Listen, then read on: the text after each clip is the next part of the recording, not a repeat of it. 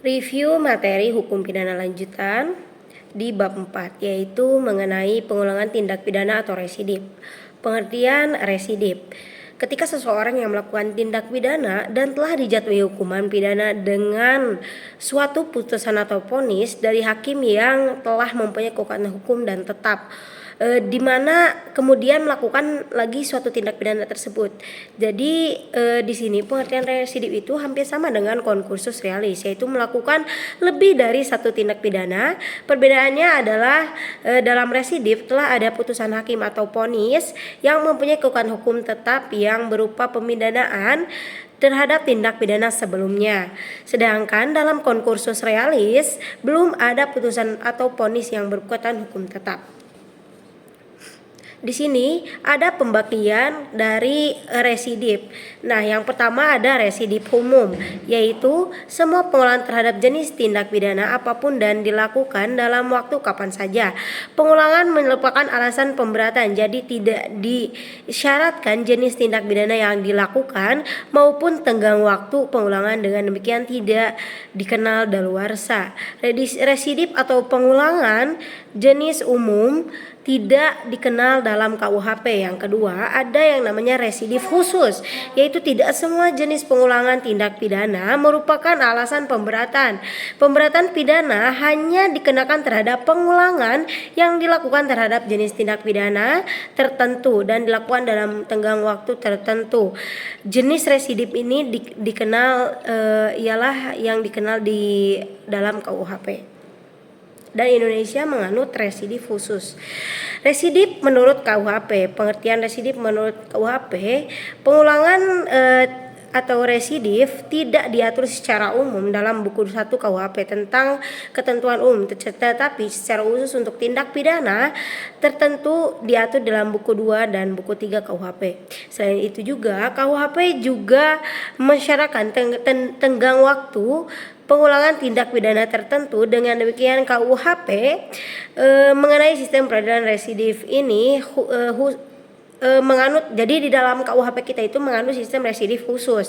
Artinya pemberatan pidana hanya dikenakan pada pengulangan jenis tindak pidana tertentu saja dan dilakukan pada tenggang waktu tertentu. Nah, di sini ada residip untuk tindak pidana dapat berlaku untuk kejahatan maupun untuk pelanggaran. Yang pertama adalah residip untuk kejahatan. Di sini dengan di dalam residip kejahatan dengan dianutnya residip khusus, maka residip kejahatan menurut KUHP adalah kejahatan-kejahatan tertentu yang dibedakan dalam yang pertama adalah residip kejahatan plus kejahatan tertentu sejenis. Diatur secara tersebar dalam buku 2 KUHP, yaitu di dalam pasal 137 ayat 2, 144 ayat 2, 155 ayat 2 dan lain-lain. Nah, di sini syarat-syarat residif yang pertama adalah kejahatan yang diulang harus sama atau sejenis dapat dengan kejahatan terdahulu. Yang kedua, antara kejahatan yang terdahulu dan kejahatan yang diulangi harus sudah ada keputusan hakim yang mempunyai kekuatan hukum tetap, yang berupa pembedaan yang mempunyai kekuatan hukum tetap yang pasti dan tetap. Yang ketiga adalah pelaku kejahatan dalam menjalankan kejahatannya harus merupakan pencaharian khusus untuk pasal di dalam 216 bis, 216, 303 bis dan 303 syarat itu tidak ada.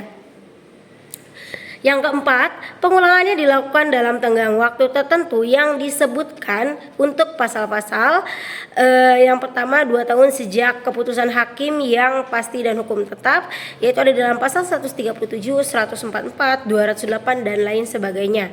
Jika di dalam 5 tahun sejak adanya keputusan hakim yang mempunyai yang pasti dan tetap, ada di dalam pasal 155, 157, 161 dan lain-lain.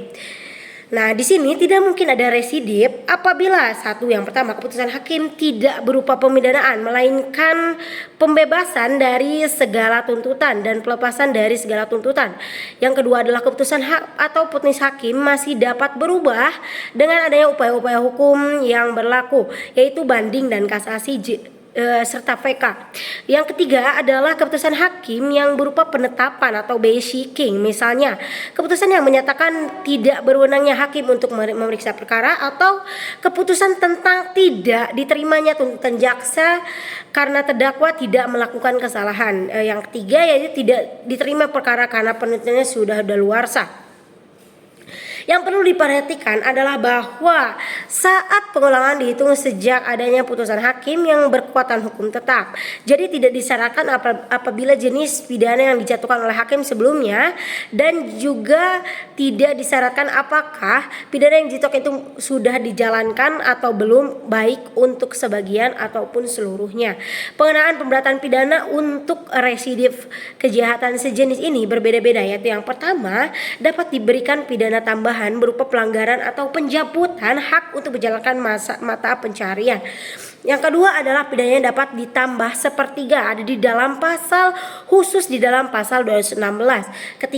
Ketiga, pidana dapat ditambah dilipat 2 kali, yaitu khusus untuk pasal 393 yaitu 4 bulan 2 minggu menjadi 9 bulan penjara.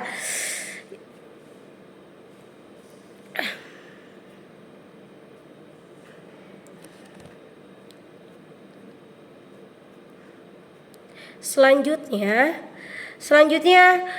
di dalam residip kejahatan-kejahatan yang tertentu termasuk kelompok jenis. Tadi kan sudah dijelaskan tentang sejenis, dan sekarang dijelaskan tentang kelompok jenis yang diatur di dalam 3 pasal, yaitu diatur dalam pasal 486, 487 dan 488. Adapun syarat-syarat dari residip kelompok jenis ini, yang pertama adalah kejahatan yang diulangi harus termasuk dalam satu kelompok jenis dengan kejahatan yang pertama atau terdahulu. Kelompok jenis kejahatan termasuk dalam A, di dalam kelompok jenis kejahatan pasal 486 KUHP mengenai kejahatan terhadap harta benda dan pemalsuan, misalnya ada di dalam pasal 264, pencurian ada di dalam pasal 262 sampai 265 dan sebagainya.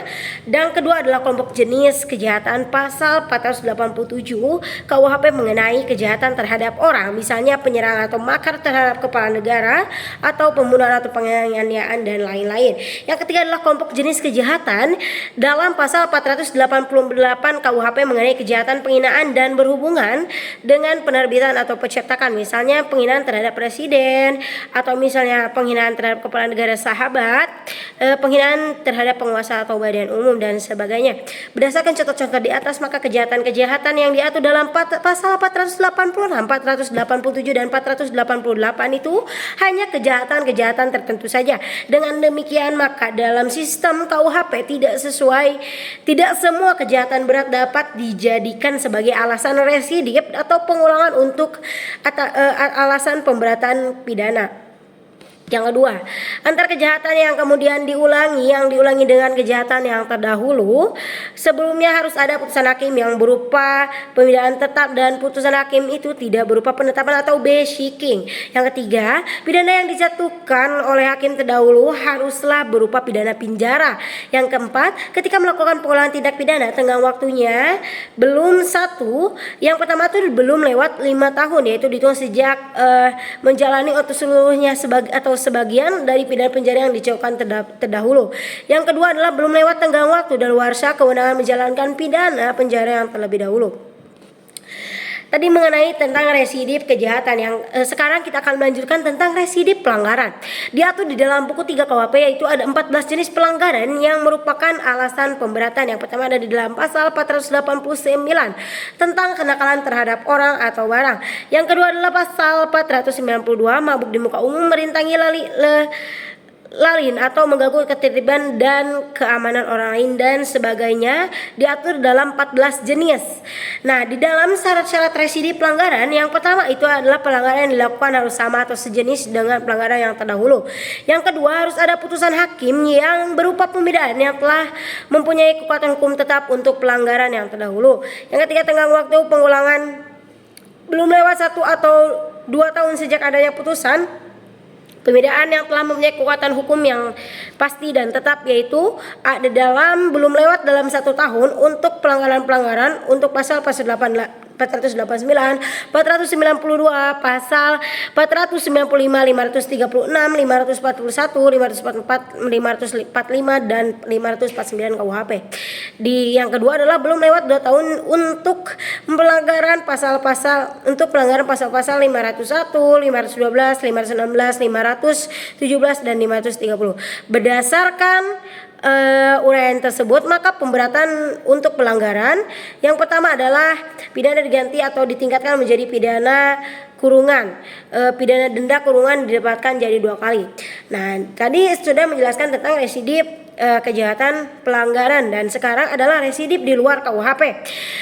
Yang pertama, residip kejahatan terdapat dalam beberapa tindak pidana khusus seperti narkotika dan lain-lain. Untuk pengulangannya yaitu umumnya mendapat pemberatan apabila yang pertama sanksi pidananya berupa pidana penjara, maka pemberatannya ditambah sepertiganya. Yang kedua, untuk sanksi pidananya yang berupa denda, maka pemberatannya dikali 2. Yang kedua adalah residip pelanggaran diatur di dalam luar KUHP terdapat di dalam Undang-Undang Nomor 14 Tahun 1992 dan lain-lain dengan ketentuan pemberatannya, yaitu yang pertama adalah tenggang waktu pengulangan beragam, yaitu ada yang 1 tahun dan ada yang 2 tahun. Yang kedua adalah untuk pemberataannya ada yang ditambah separuh, sepertiga, dan ada yang dilipat gandakan menjadi 2.